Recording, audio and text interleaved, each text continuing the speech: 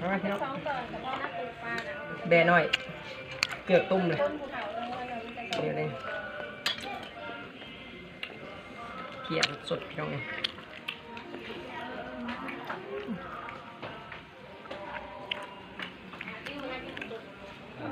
จิบท้องเลย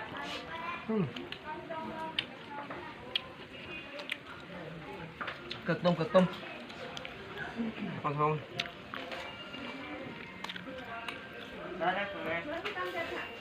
กินผู้เดียวคือเก่ามีไปกินน้ำ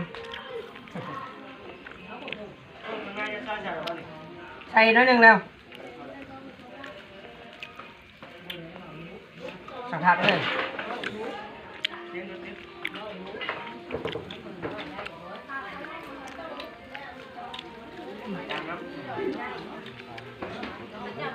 แซ่บบ่ อืม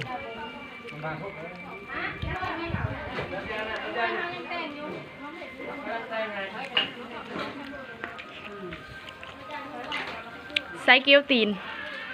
แม่นบ่ใส่เกี๊ยวตีน อืม